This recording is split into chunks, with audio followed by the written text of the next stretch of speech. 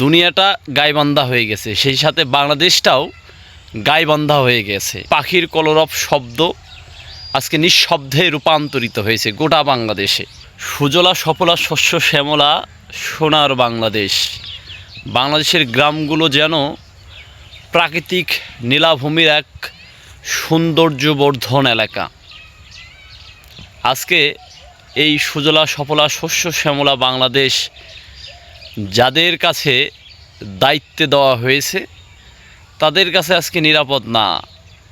দুনিয়াটা গাইবান্ধা হয়ে গেছে, সেই সাথে বাংলাদেশটাও গাইবান্ধা হয়ে গেছে।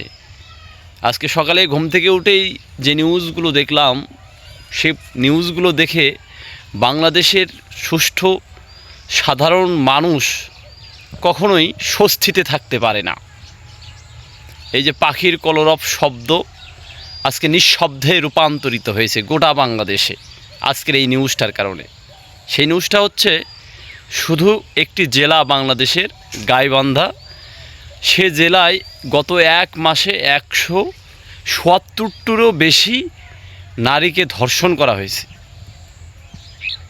নিউজটি আসলে শুনে আপনার কেমন লাগছে সেটি জানাবেন, কিন্তু আমার খুবই কষ্ট লেগেছে, আমি খুবই দুঃখ পেয়েছি যে এই বাংলাদেশটা যারা দায়িত্ব নিয়ে চালাচ্ছে তাদের আসলে কতটুকু জ্ঞান শূন্য হলে এ দেশটা আজকে দেউলিয়া তন্ত্রের একেবারেই শেষ পর্যায়ে এসে দাঁড়িয়েছে। আমার মনে হয় তাদের আসলে দায়িত্ব শেষ করা প্রয়োজন।